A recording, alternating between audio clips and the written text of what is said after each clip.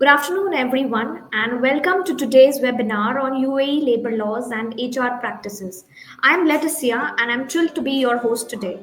I'm associated with Black Swan Business Setup Services, where we help businesses navigate to the complexities of setting up and managing their operations here in UAE. Joining me today is my colleague Shikha Ketan, an experienced HR expert who has deep knowledge of UAE labor laws.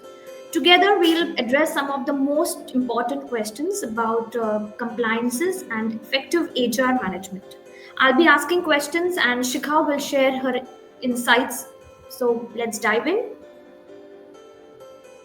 Thank you, Letitia, and a very warm welcome to everyone. This is our first webinar, and we are super excited to be here. We will help you take through some of the most frequently asked questions by our clients.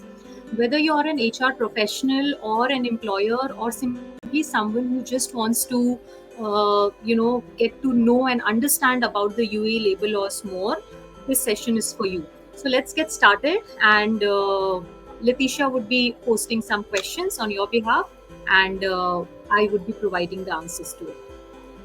Okay, so Shikha, when we talk about onboarding an employee in UAE, so, how is the environment different in UAE compared to other expat countries like UK, Singapore, especially in terms of salary, taxes, and attracting talent?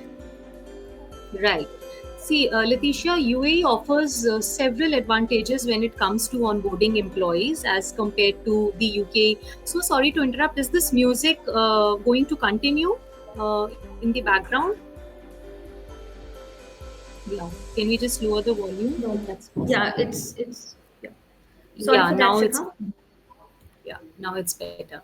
So, Letitia, I was saying UAE offers several advantages when it comes to onboarding the employees as compared to the UK or the Singapore or any other business destinations. For example, corporate tax rates. See, in UAE, it is only 9% on the business income above 3,75,000 dirhams, which was much lower than a 25% in the UK and a 17% in Singapore. So, this lower tax burden allows businesses to then be able to allocate more resources to employee salaries and business growth.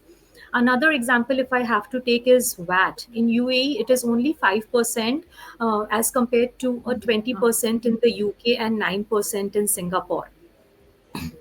Again, personal income tax. If you will see, there is no personal income tax in UAE. In UK, it is 40%, and in Singapore, it is around up to 24%, if I know correctly. So, all of this turns out to be a big attraction for the talent as employees. They would be able to take home more of their salaries. So, to tell you in a nutshell, while the onboarding process in the UAE may involve higher initial cost, but all of these factors such as ease of doing business, or the high safety standards that UAE has to provide, the good quality of life, access to a global pool of over 200 nationalities makes UAE a preferred destination for both the businesses as well as the employees. So, Shikha, when you spoke about cost, so what do you think is the typical cost of onboarding an employee and in UAE? And what would be the key expenses that employers should be aware of before they, incur these expenses? Right. So, no doubt, Letitia, the expense for onboarding an employee is quite high. Uh, but it may vary based on several factors. So let's start. We will look at the different components. First is the visa processing and the work permit. Now, the cost for this may vary between 1,500 to 4,000 dirhams, depending upon the employee's nationality and the job role. For example, say highly skilled employees in the designation of managers or engineers or doctors, they would have to incur higher charges towards visa processing. Semi skilled or unskilled workers would comparatively be less expensive for them. And the timeline to process would be around 5 to 15 days for the visa processing. Now, coming to the next component, which is the government fees, which includes fee towards the medical fitness test and the Emirates ID. Now, medical fitness test, the cost for that can vary between 350 to 750 dirhams. Now, again, it depends whether you are going for a standard or for a VIP processing facility. And the timelines could be between 1 to 2 working days. Similarly, for Emirates ID, it could be around 400 dirhams for a standard 2 years card. The next would be health insurance, which is a mandatory benefit, as all of us are aware. For the health insurance, the cost can vary anything between 750 to 500, depending on the plan and the coverage you are taking. And then it is the labor card and the contract registration, which is official documentation provided by the MORE, and which outlines the terms and conditions of the employee job. And this registration is mandatory for the employees to be legally employed in the UAE. Again, the cost typically would range anything between 300 to 5,000, depending on the job level and the category. So, if you will ask me what would be the total timelines for onboarding, it could range anything between 2 weeks to 4 weeks for standard roles. And for specialized roles, it can take a little longer, maybe up to 6 weeks, because it may require some additional approvals or background checks. So, Shikha, that was real detailed examples that you have given. Is this all borne by the employer? Absolutely, absolutely. All of these costs that I have mentioned has to be borne by the employer itself. This cannot be transferred to the employee. So, what happens if the employer fails to provide medical insurance? Oh my God, then the employer will have to look at ways to take care of his medical and mental status. So, anyways, yes, it is a mandatory requirement, as I mentioned, to provide health insurance to the employees, Letitia, in Dubai. If it is not done by the employers, then as per DHA, there can be a fine up to 500 dirhams per employee every month of non-compliance. Employers can also face issues such as visa rejection or renewal of work visas for new employees could be problematic. And then issuance and renewal of labor card or work permit could also be delayed. So, keeping all of this into mind, it is very important that employers must ensure that a medical insurance is provided to the employee. Yeah. So, Shikha, you spoke about onboarding cost, you spoke about medical insurance, which has to be borne by the employer. So, what do you think? What are the major obligations related to employment that one employer needs to comply with? Yeah, sure. So that's a very important question which we must address, Letitia. First of all, is the concept of involuntary loss of employment insurance, which is also known as the unemployment insurance, widely used term for the same. And this was introduced by the UAE authorities in September 2022. Now, what it says that it is the responsibility of the employee to register and pay the premium in order to be protected in case of termination by the company. And it is a mandatory requirement for all the employees. Okay. So, Shikha, so now let's shift gears a bit. In case if a company is unable to recruit talent from their home country, so what do you think? What are the strategies the company must use to effectively recruit good talent within UAE? Sure. So, Letitia, first of all, is the employers may consider hiring of the Emiratis, which are the UAE local nationals. Now, these are the government initiatives, which the initiative also called Emiratization. Now, as per this initiative, starting from October 2024, all the private sector companies with a workforce of 20 to 49 employees are required to hire at least one UAE national. And from 2025 onwards, which is like we are just 6 days away, they would be required to hire at least two Emiratis national. Now, earlier, this mandate was applied only for companies with 50 or more employees. And if this is not met, let me tell you, there are huge penalties that the employers will have to bear. It can cost around 96,000 dirhams per year as fine. So it is very important that employers make a note of this point in case if they have employees who are crossing this threshold, minimum threshold, then they must comply with this. So yes, as I was saying, considering hiring of Emiratis, second could be there. They could also partner with recruitment agencies. We know, like in any other country, UAE also has a lot of recruitment agencies who specializes in sourcing candidates locally and internationally. So they can definitely assist with finding qualified candidates. And another way would be, the job portals like the Naukri, Gulf Talent, LinkedIn, Indeed. All of these portals are there where you can post your requirement, and you can get a large pool of job seekers for your relevant roles. Okay, so Shikha, once the candidate has joined, usually probation period is a matter of concern to a lot of Absolutely. employers, especially when it comes to termination. That's So, right. in your view, if you can explain the key rules and regulations, regarding probation period and especially the termination policy. Right. So, see, Letitia, probation period in the UAE are much more clearer under the new labor laws. Now, the probation period cannot extend beyond 6 months in the UAE. So, as an employer, they have to ensure that they cannot keep a probation period of, say, 7 months or an year. It has to be 6 months only or a lesser period. Now, speaking of termination under probation, under the previous law, the companies were not obliged to give any notice to their employees during the probation period. However, under the new law, Letitia, it is mandatory for the employers to provide a 14 days notice to their employee in case if they intend to terminate the employee. However, it is not the same with the employees. With the employees, it is in case if they are leaving the country, if they are leaving UAE and going back to their home country, they definitely have to provide the same notice period, which is of 14 days.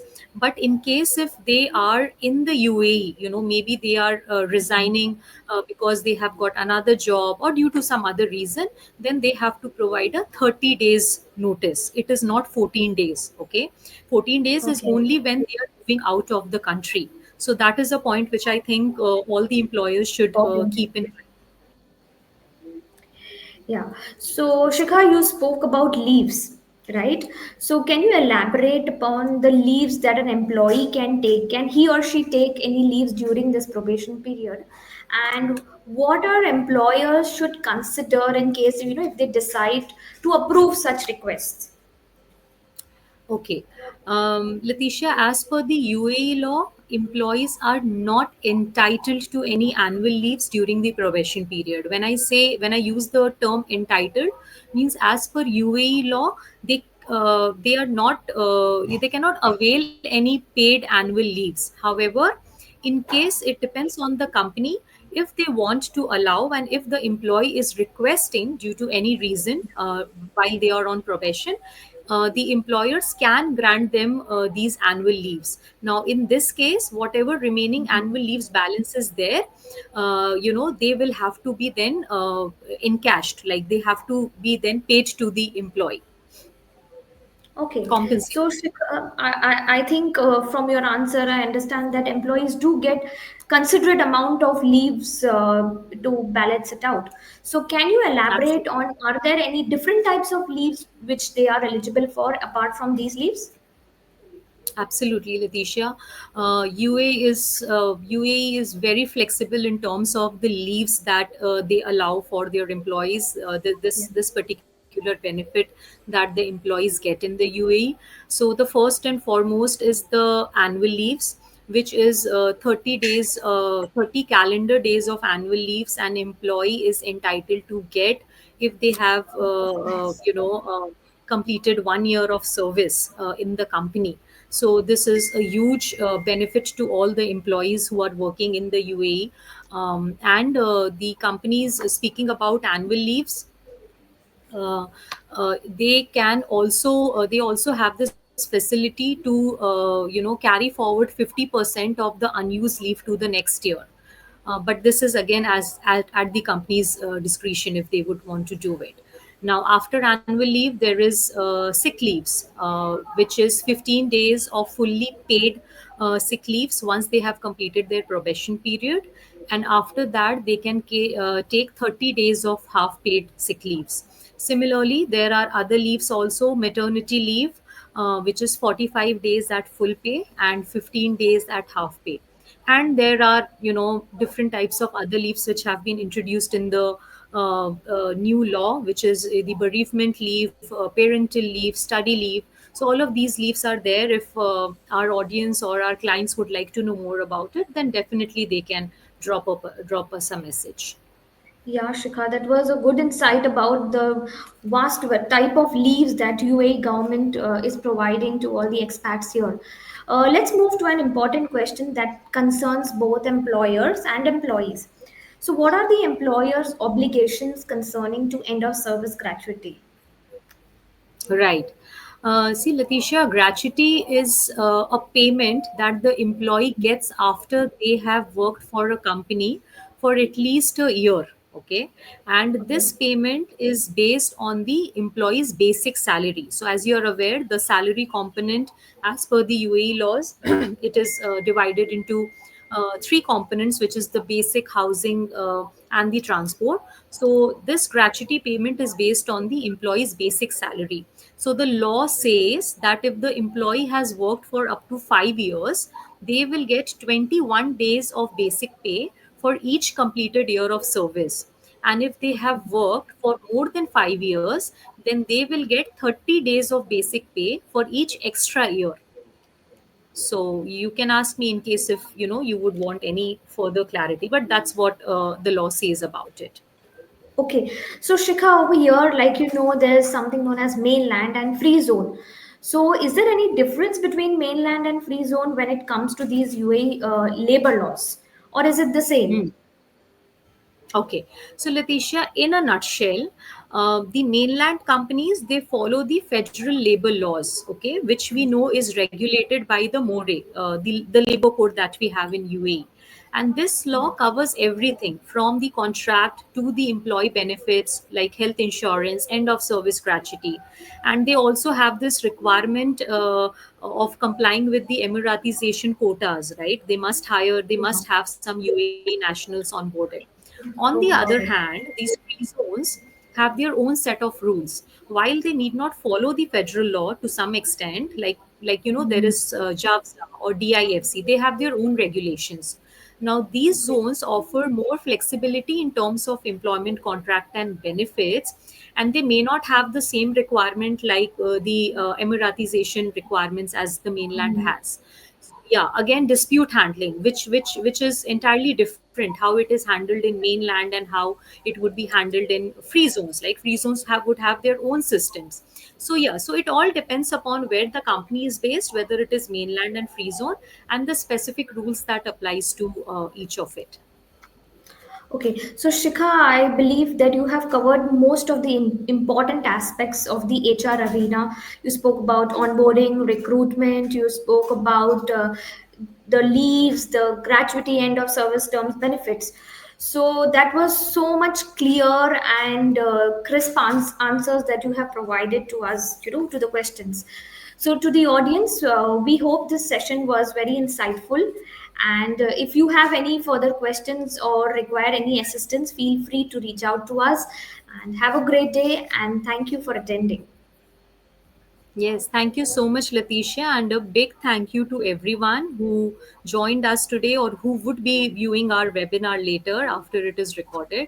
I hope I was able to provide some useful insights, and please let us know in the comment section if you would like us to cover more of the labor law topics in the future webinars, and if you would have any follow-up questions or you need any clarifications, as Letitia mentioned, you can let us know. You can get back to us. Thank you so much. Wish you all a very happy New Year and a Merry Christmas. Thank you. Thank you, Shikha. Bye. Thank you.